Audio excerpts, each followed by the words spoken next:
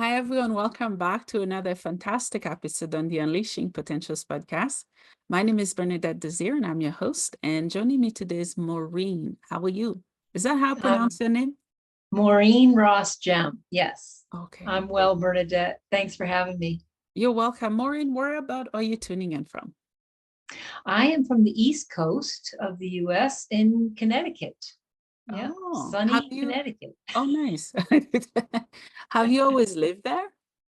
I lived here most of my life, yes. I did take a little, quote, geographical cure down to Texas when I was a young 20 something for about 4 years. And it really did change my life. I got clean and sober down there, and then I started my life. But I Mhm. was so sick of always having to come back to Connecticut on vacation. I wanted to go to different places. So I decided to move back here because my family is all here. And Yeah. that's when I met and married my husband and Yeah. all the rest of it. Oh, wow, Yeah. that's awesome. That's really cool. Maureen, let's get to know you more. Can you tell us who you are and what you do? Yes, sure. I had a 27, well, really 30-year corporate career, and I left 10 years ago, and I'm an entrepreneur now. I do leadership training and coaching, and I'm a personality expert.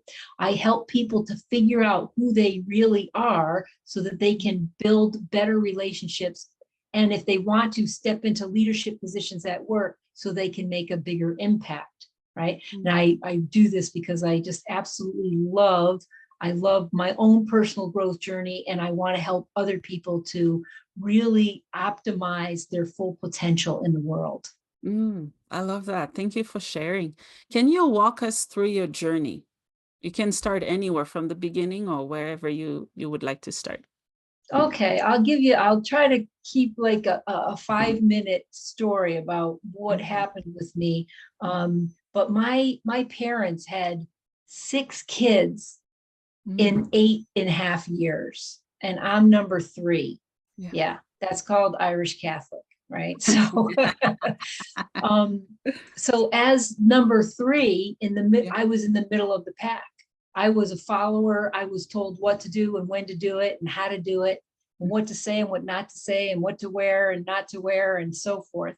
Mhm. And so I didn't have a lot of choices. But what is the purpose of a teenager?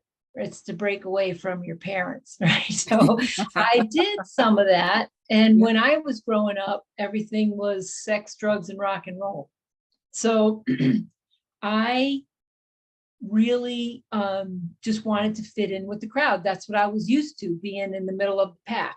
So I did a lot of things that I would never recommend any teenager do, but I was trying to figure out who I was. Like, that's our job, really.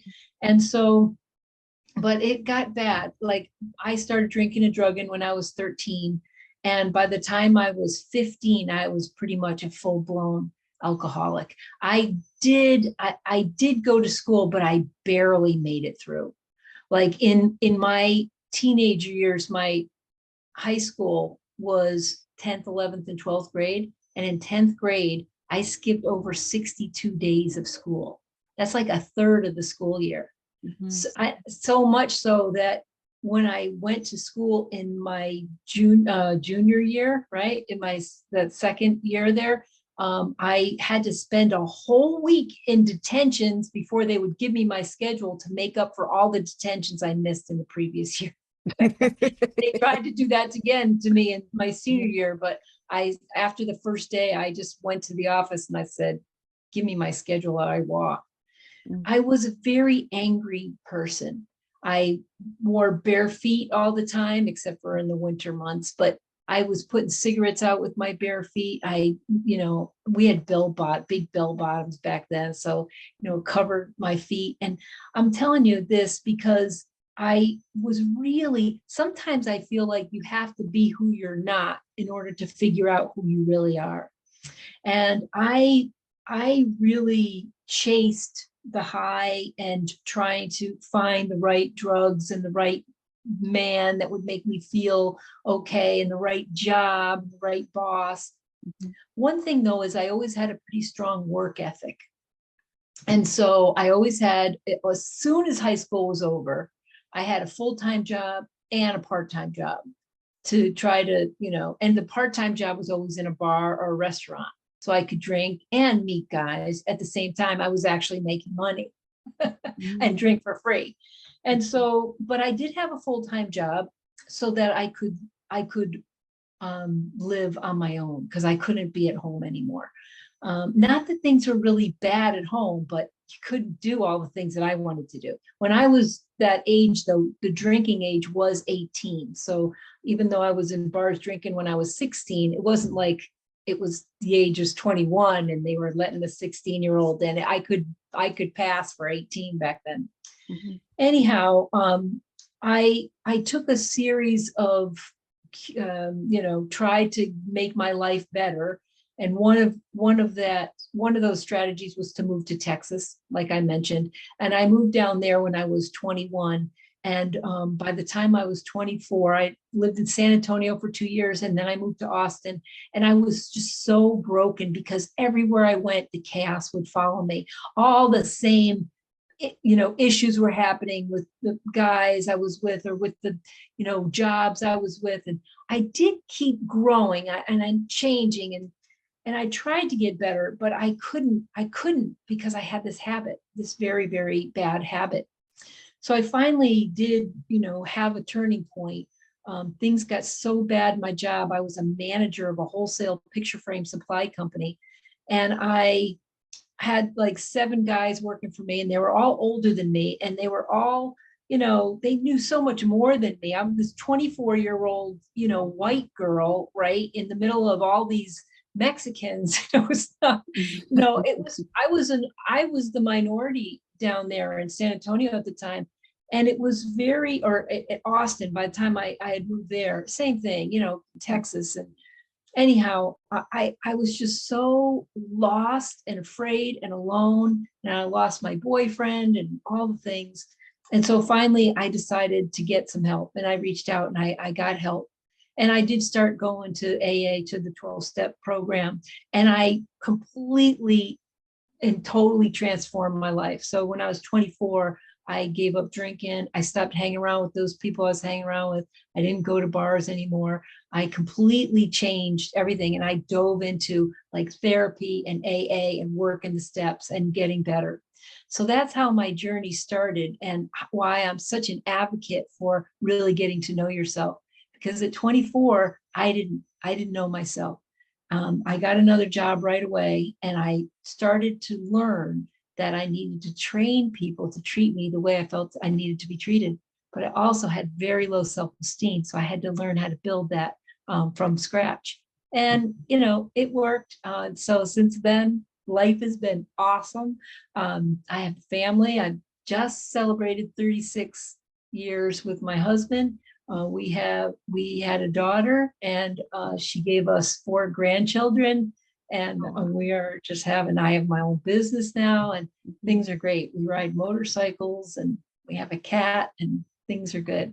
Oh, wow. That's awesome. Thank you so much for sharing. I think you just described most of our lives, whether we are open about it or not. Believe it or not, so many people are going through, if not everything you describe, or some of it, just behind closed doors. Even families or friends may not necessarily pick up on what they're experiencing. But you were so young. I Tell know. me, can you tell us what caused you to be so angry? Was there something that triggered you? Did something happen with your parents or friends or community? What was it that set everything off the way that it happened? Well, I think like everybody, there's usually a series of events that occur. And there was a series of events that occurred. And first thing is drugs and alcohol. Second thing is it brings you to places where you shouldn't be. And I was not in a place that I should have been. But in ninth grade, here's the transition, right? In ninth grade, I got straight A's. I got high honors. This is the only year I say it worked for me. We're talking 14, right? Yeah. 14 years old. I got best actress in the school play. We did MASH. That was the school play. I was in the lead elite singing group called the Sagettes. And I also played the flute in the band.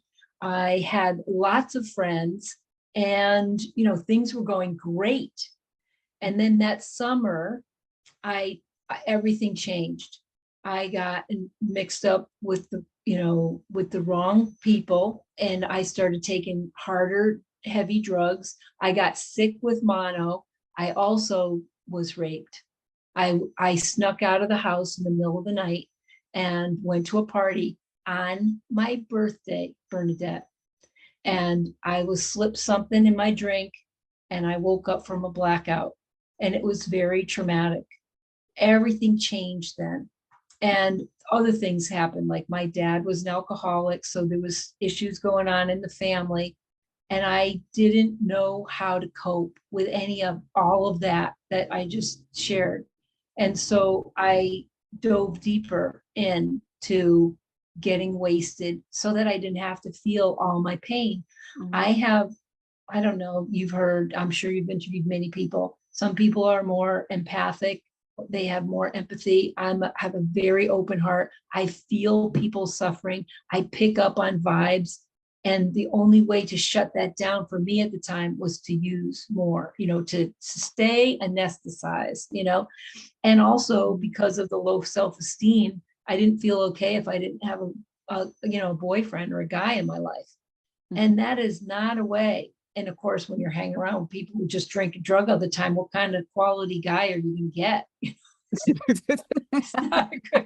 It's not a good idea. And high school too, I always dated men that were outside of high school, that were older than me. Well, probably because I was looking for approval from my father. I was looking to fix that relationship with him. Eventually, I dated a lot of men who were very much older than me. And I lived with one guy for 2.5 years who was 12 years older than me. And then another 2 years or another year and a half or so with a guy in Texas who was 10 years older than me. I was like 21, he was 31 kind of thing. And I ended up at 20, I got sober at 24. And at 25, I met my husband who was 38 at the time. And we got married, and now he's 77 and I'm 64. So when you get to be an adult, the age difference doesn't matter so much, but still, you see, I was constantly chasing approval from older men. And, but thank God I picked a good one, because he was in recovery too. And being in recovery makes all the difference. Yeah. Wow. Thank you so much for sharing. I can relate to some of what you've shared, because my father was an alcoholic, and he was never really there. And I continue to make bad decisions when it comes to men. And sometimes I think there's a bit of shaming around that from outsiders looking in, not understanding what we're trying to feel. You know what I mean? Like there's a void or a hole. There wasn't enough support or love in that area. So it's something I'm managing and still working on. So thank you for sharing. There is Well, hope. You found the one. There absolutely is, but I would love to comment on that because, as you know, we're all programmed by our parents when we're 1, 2, 3, 4, 5 years old and older. But those first initial years, what do we learn? We learn to try to make mommy and daddy happy. Like that's the best thing, right? So we're conditioned. We're sort of programmed, well, don't do this around daddy because that will make him mad, or do this and then he thinks you're so cute, all those things, right? Yeah. And so we're conditioned to look for approval from our parents. That's just natural. Well, when I turned 14, my parents were going through, we went down to the Catholic church, and there was the priest who brought the whole family together. They were going through counseling. And I'll never forget that priest said to my father, Bob, go around the room and tell each one of your children why you're proud of them. So he said, oh, well, he started with Rob, the oldest one. Well, Rob, I'm really proud of you because you get such good grades at school and you play the clarinet and you speak really good French and blah, blah, blah, you know. And you take responsibility and you help the kids in the family. And Larry, I'm really proud of you because you're so good at baseball and all these things. And Maureen, I'm really proud of you because Mm. yeah. And there's like 10 seconds. I just was silent and it felt like 3 minutes. And he couldn't think of anything because recently, not that I played the flute or was in the band or was in the plays or was in the, you know, had the great. All he remembered was I had recently got caught for smoking pot and smoking cigarettes. And I was too young to be doing that, blah, blah, blah. So he couldn't think of anything. And he said, I can't think of anything right now, but just know I really love you and I'm proud of you. And Paul, I'm really proud of you because you're so good in the drums and you do this and this. And then Kevin and then Paul and Greg. And he had stuff to say about every one of them, but he couldn't think of anything for me. Oh, And wow. that was huge for me. And I didn't discover this until about 3 years ago, for more than that. It was probably about 10 years ago when I first became an entrepreneur. And I realized I had such a hard time asking men for sales. You know, I was having these sales conversations because I was so afraid of rejection. But I wasn't aware, like I wasn't a conscious, I'm not afraid of men. I got 4 brothers. I'm, you know, this and that. I know how to talk to guys. But there was a difference when somebody's in an authority figure, and it was this transference. So anyways, once I figured that out, I went into a meditation one day, Mhm. and I did not conjure this up. This happened to me where I was in the meditation and suddenly I was home. We were getting home from that particular session. It was like a dream, you know, but I was watching this scenario play out in my head. I was in my 14-year-old body and my dad was there and everybody got out of the car and they were all going into the house. And he said, wait a minute. Now my dad had passed 20 years ago and I knew he was gone. So I knew that this wasn't real, but I just stopped and he put his hands on my shoulders and he said, I just want you to know I'm so, so sorry that I didn't have anything to say about how proud I was of you because I didn't have those qualities in myself that I could recognize in you. When you have those qualities in yourself, you know, you can recognize them in other people. And I didn't have that, but I see now that you are such a great friend. You're an awesome coach. You're so friendly. Anybody can talk to you. And he started to tell me all the things that I knew I wanted to hear back then. And so we healed that rift and we healed that thing just by, again, having a conversation, even though he was on the other side already. So those things can be healed and they are healed all the time. We know therapists can help people to heal those old traumas, but now I don't look for approval from men near as much as I used to.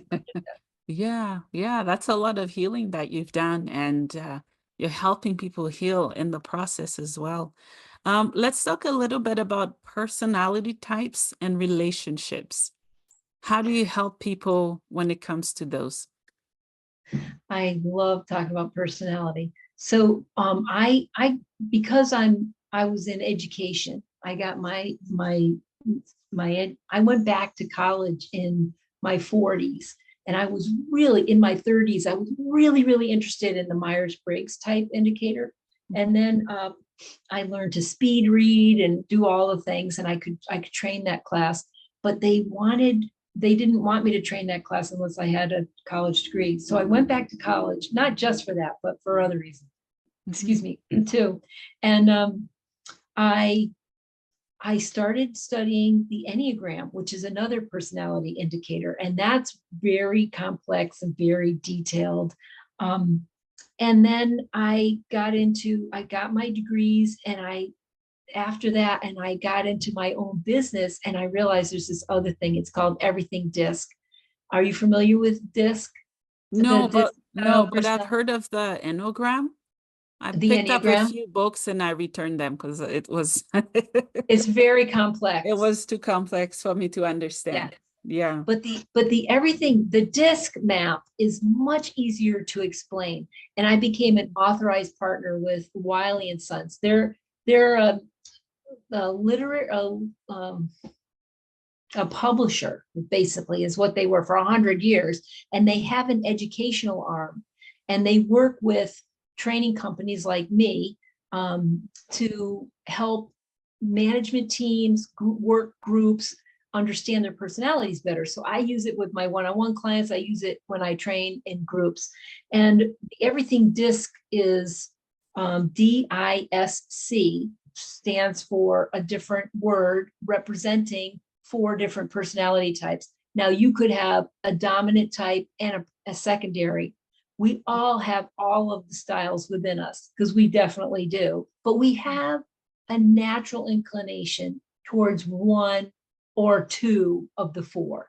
Okay. So I help people to understand their personality types. And if you want, I like to maybe ask you a few questions, and then Yeah. I can go through the different types so that your listeners can sort of self-identify where they fall. And then I'll tell you why it will really help you to know this about yourself. Yeah, absolutely. Yeah. Yeah. Okay. So I'm just going to ask you a couple of questions then, Bernadette. So would you say that you are more than 50% of the time fast-paced and outgoing, or more cautious and reflective Mm. most of the time? Cautious and reflective. Mm. Yeah. Yes, because you're a very good listener, right? You think about things before you speak them out loud, and you're not as in a rush to make decisions, right? Okay. And the second question would be, do you think that you, especially when it comes to people, are you more questioning and skeptical, or warm and friendly? Warm and friendly. I would think so too. You wouldn't be having a podcast if you didn't like people. And and a lot of times we think, but anyways, and so that tells me a little, just from those couple of questions, that Mhm. you are most likely the S type in the DISC. And the S stands for steadiness. And that means, so I'm going to explain, just describe a little bit about what I think your personality is, and you tell me if you think this is right. Okay. So you're one of these people, like I already said, that is a good listener. People come to you, they tell you stuff all the time. Mhm. And you like people, you like collaborating and working with people. You're not just a loner type at all, Mhm. but you're a kind of person that is very supportive and encouraging. And so that's why people come to you with stuff. And you're super resourceful too. Like if you can't help somebody figure out a problem, you'll find somebody else who can help figure out a problem. Yeah. Now, you're patient and probably and humble. S's are very humble. They do so much behind the scenes oftentimes, and they don't get credit, and they don't, but they can also be seen as sometimes over accommodating. It's really hard for S's to say no to people, right? Is it hard for you to say no when they ask you for something? It's like, you can't really help, but you can still try. Mhm. Yeah.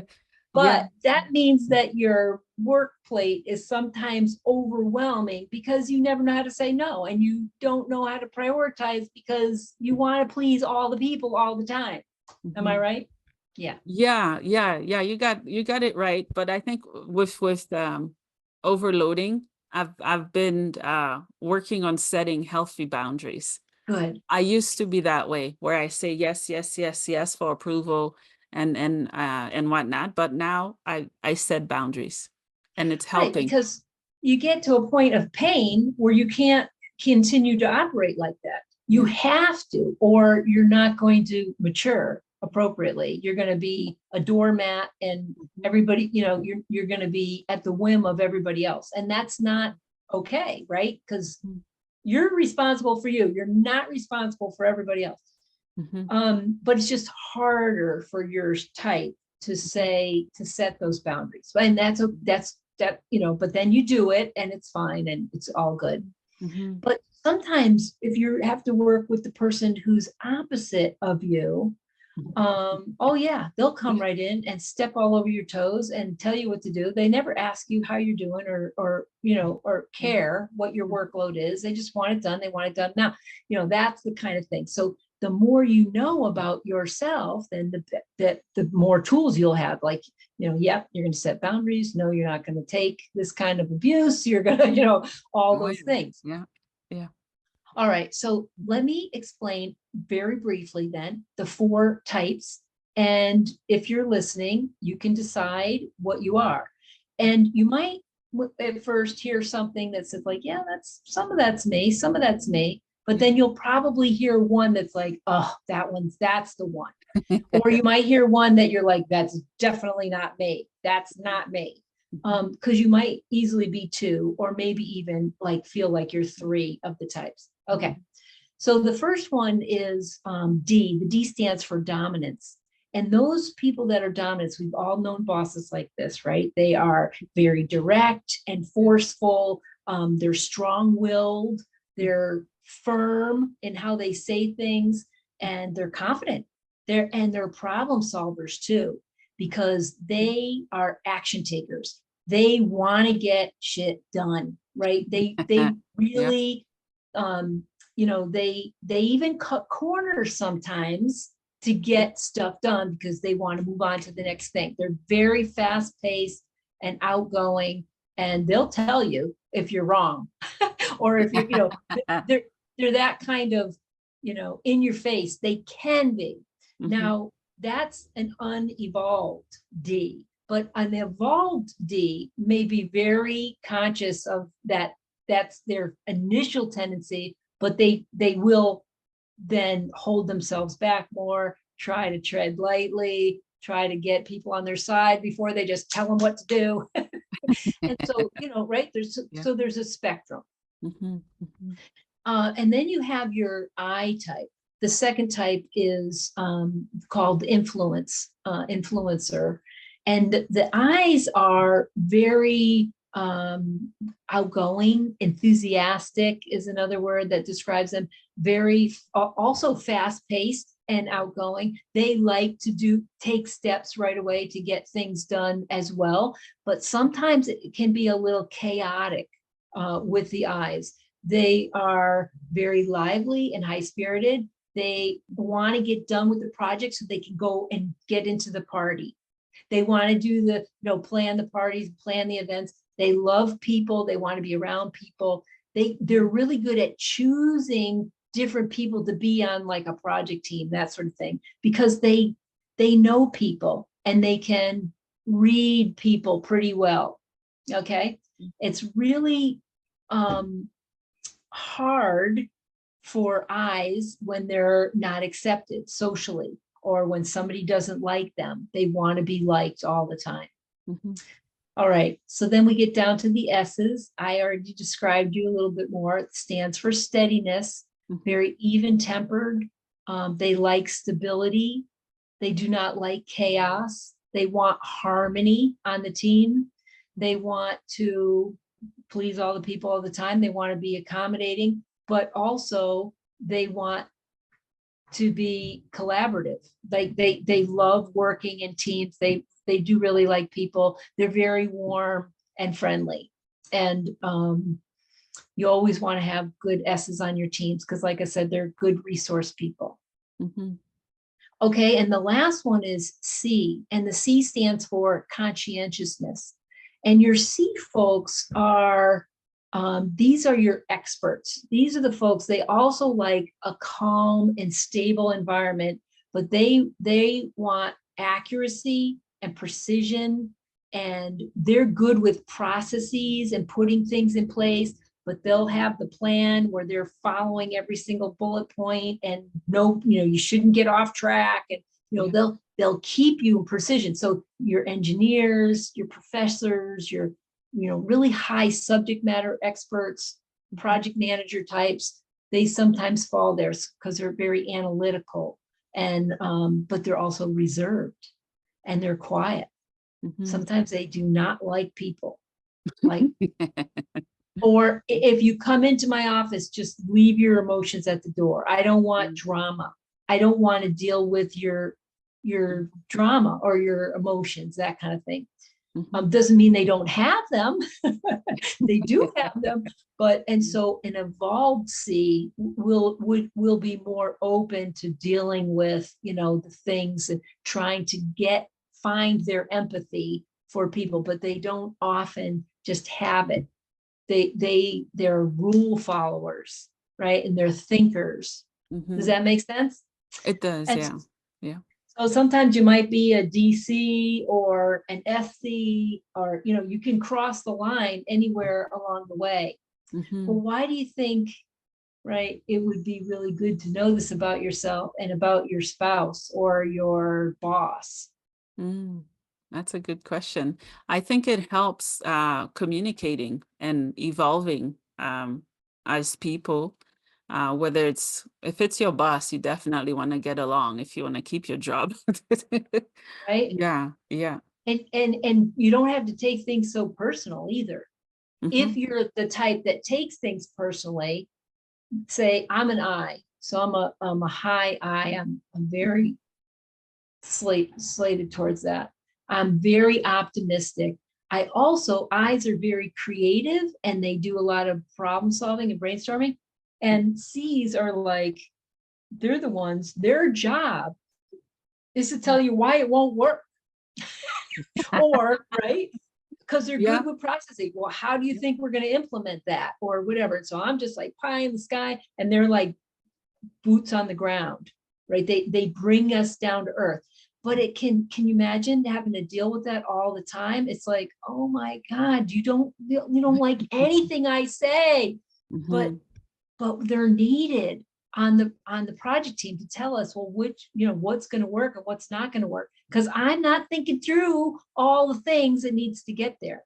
And so between the S's and the D's, you have the D's that are like, I want to get stuff done. And then you have the S's who are like, I'm going to sit and listen to all of the ideas first before I make a decision. I'm going to hear people out, but I don't Yeah. want to piss anybody off. So maybe I'm going to delay my decision for a couple. And these guys are like, no, let's get going right now. So it's to learning how to work with all of those different personalities and how to get things done.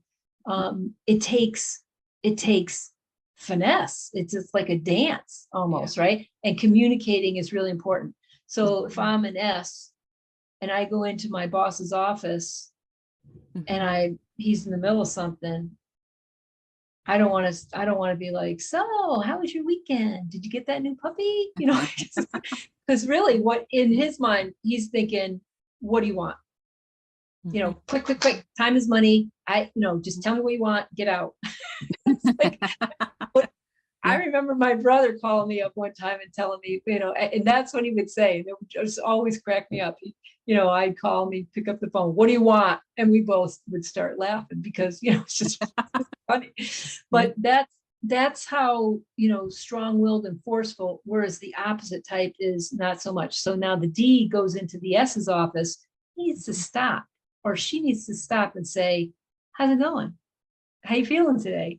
You know, what's up? Yeah. Got any Yeah. plans for the weekend? I mean, chit chat only takes like a minute or two, and then you can Mhm. get down to the business. But just knowing those little things can really help you build relationships.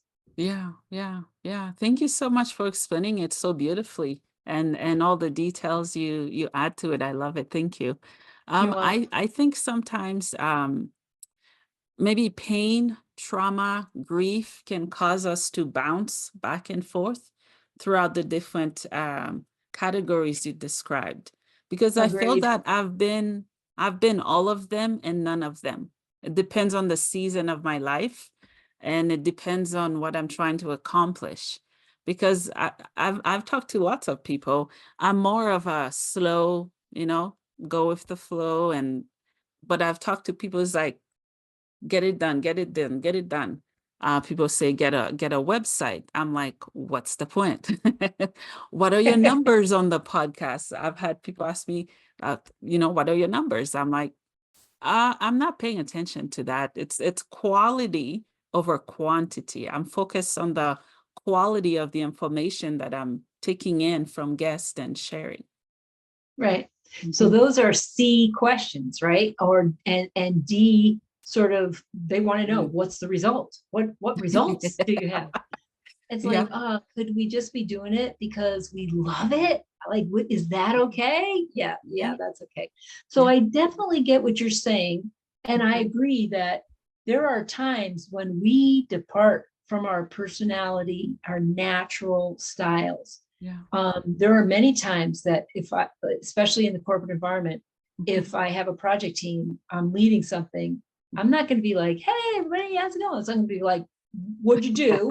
When did you do it? When you're going to get it done? What's the excuse? Yeah. And you have to step into your D persona. You have to step Mhm. into your C. As an I, my opposite is the C.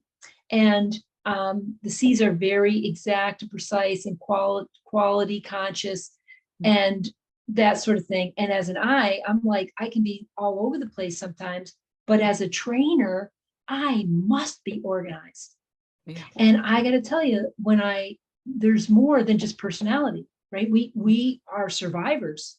Yeah. We learn how to survive, and the tools that we learned for survival may or may not work for us as adults, as we know, but there's also, they help form our beliefs Mhm. and our values. Mhm. And all of those are different things, and skills and competencies and experience. And let's not forget culture.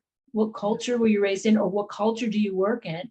Mhm. And though all of those things contribute to who you are as a whole person. It's not just your personality. I like to talk about that. It's a Mhm. starting point, but it is not the be all end all of leadership or who you are as a person. It's just one aspect, because we're spiritual people too, Yeah. right? We have spiritual beliefs, and we have experience. We have experienced sometimes amazing things, amazing spiritual things, and traumatic things. Yeah. We all deal with trauma differently. You have siblings. I do. See how different, I don't know about you, but how different are your siblings than from you? Opposites. Yeah, they're all of us, there's six of Yeah. us. We're Yeah. all very, very different. We're Yeah. all in different lines of work. We all have different hobbies. We all like different things. Mhm. It's really weird. And because we were raised in the same family, and Mhm. we were all so close in age. So it wasn't like my parents were ever played favorites. I Mm. remember one time asking each one of my siblings, except for one, Mhm. I asked each one of my siblings, who do you think is a favorite? Mm. I did. Of course, I was in my 30s then or something. I was like, who do you think was mom's favorite? And every one of them said, after hemming and hawing and making me force them to tell them, Mhm. every one of them said me. I'm the favorite. And I felt, Bernadette, like I was always the favorite too. Mm. So how do you do that as a parent? Right? Yeah. That's a Yeah. pretty amazing sort of thing Mhm. to ask. Or Mhm. to feel like all of your siblings think that they're the favorite. Like, you are wrong. But Yeah. not families are like that, right? So there's a lot of families that are like, oh, it's very clear my sister's the favorite, or my brother is the golden child, or whatever. Like Mhm. there's dynamics in every family. And there's now narcissism is a big topic that so many people are talking about. And now we're starting to recognize it. We're recognizing when people are on the spectrum of autism. We're recognizing when people are, on the spectrum of narcissism. Yeah. Yeah. And Yeah. it's new, it's different. Mhm. Yeah, thank God my parents weren't there. Right. Alcoholism was enough, believe me. Yeah, yeah, it's family relationships are very, very complex.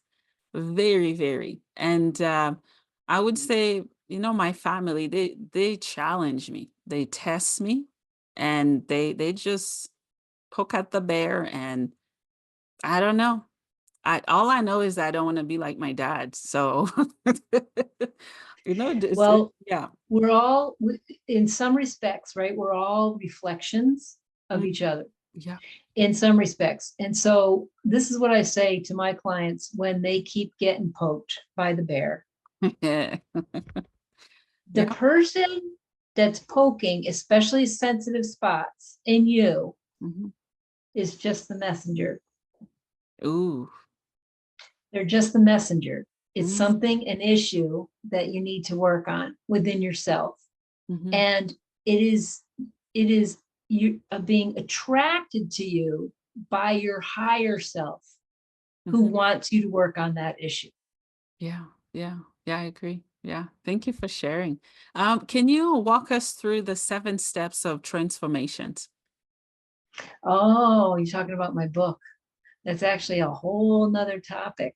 Oh. But I'll see if I can share quickly because I turned it into like my VIP program. I call it Recovery at Work. And it's really, just about, it's a kind of like a course about life. Yeah. And the first step though Mhm. is to understand your belief system.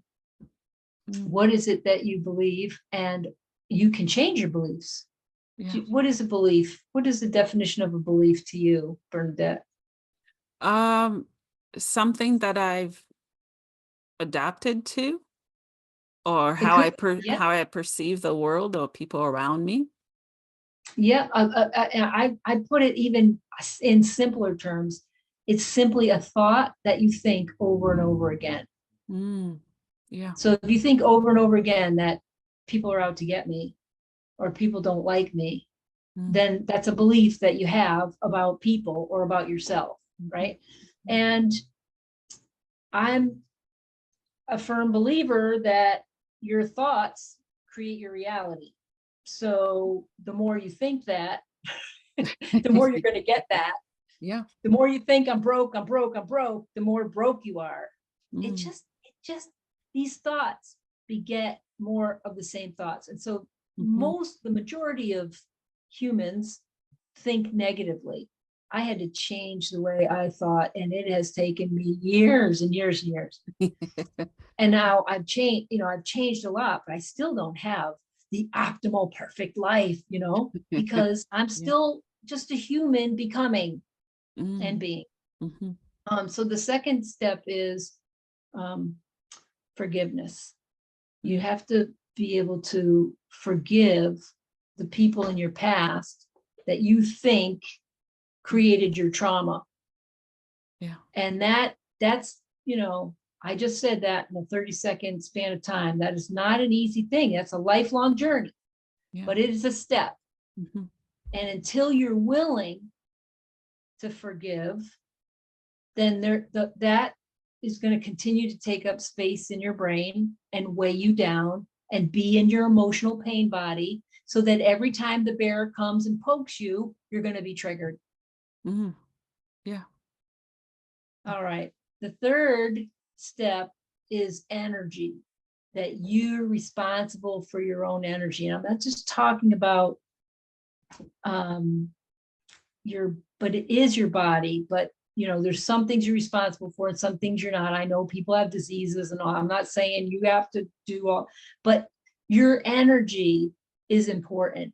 You can live open-heartedly or you can live closed-heartedly.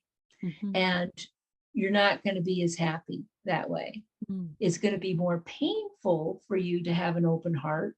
Yeah. But it is definitely, you get a lot more blessings too, right? Mhm. But you have to be willing to feel all the feelings. So that's what I'm talking about, energy. I'm a Reiki master as well. And I believe that we're all just energy. And that's what thoughts are. That's what beliefs are. Mhm. Mhm. Another step that I have in there is values, really looking at your values and understanding what's important to you, why you're going after what you're going after, what are your dreams, why are you on this planet, what is your purpose. Yeah. Yeah. And then I also believe there's another step, which is about surrounding yourself with a good solid support system. Mm. This matters. I don't care who you are. We all deserve to be loved, and you need love in your life. you need the love of friends or a significant other or children, whatever, however you want to create that in your life. Create a support system for yourself, because whenever you're going through a transformation, you got to have people who believe in you and support you. You can cry on their shoulder or vent or, or celebrate with. So I don't know, those are 5. There's 2 more steps in there. And I think one is also obstacles. Be ready for obstacles, meaning you have to manage that critical inner voice in your head that continually sabotages you for, moving forward. And that's your own worst enemy and can be your best friend. So it's sort of like making friends with your shadow self, which is another very deep, lifelong process. Because, when we have those traumas, when I went back and I got my 15-year-old out of the dungeon that I had put her in for all the crap that she did, I had a lot of healing to do to embrace her, right? And that sort of thing. And honestly, I'm drawing a blank on the last one. You're doing good. You're doing really good. I'm rooting for you. You're doing good. Oh, and I guess the last one is action. You have to put the plan into place, whatever it is that you want to do, and keep moving forward. So that would be the action step. Oh, wow. Very, very cool. I love that. What is the name of your book? Do you have one book or many books? I have one book in print and one ebook. And the book in print is called Emerge, 7 Steps to Transformation, No Matter What Life Throws at You. And you can find that on Amazon. And the other book I just wrote last year, and it is called, I have it right here, A Life Review Journey. It's a guidebook.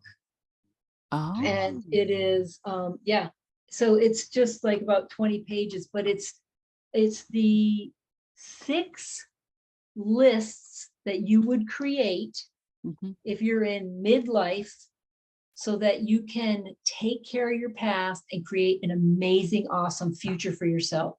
Because at midlife, there's a lot of transformation. Usually, you're in your 50s, you got kids that are now launched, or maybe the relationship is over, or it's just starting in its new phase. You're, getting into the end of your career or looking at retirement. There's all kinds of changes that happen in that span of time. So I created this 6-week program called A Life Review Journey to go through that, so that you can really plan for an awesome future for yourself. That's awesome. Yeah, thank you for sharing. Before we wrap up, do you have anything else you'd like to share with us? Well, I would say that the one thing that, if you're really interested in learning more about your own personality, is that you can always go to my website on emergeleadershipacademy.com, or that will lead you to another site, but it's my site, and there's a little test or quiz that you can take on there, or you can sign up for the full assessment for $150 and an hour with me to go over it with you. But it's so cool, because you get this like 26-page report that tells you all about you and how to improve your relationships with everyone in your life, not just the people at work. Oh, wow, that's really cool. One last question for you as we wrap up. What is the meaning of life for you? Well, the meaning of life for me is love and connection, right? I want to make sure that I keep an open heart and love, and see the love and the light in as many people as I can on the planet, so that I can, be a reflection for them and help in any way I can to get to that. Yeah. Awesome. Well, Maureen, thank you so much for your time. Thank you for all you do. Thank you for sharing your love, wisdom, and passion with us. Thank you, Bernadette. I really think you have an awesome podcast here, and I look forward to hearing more. Thank you so much.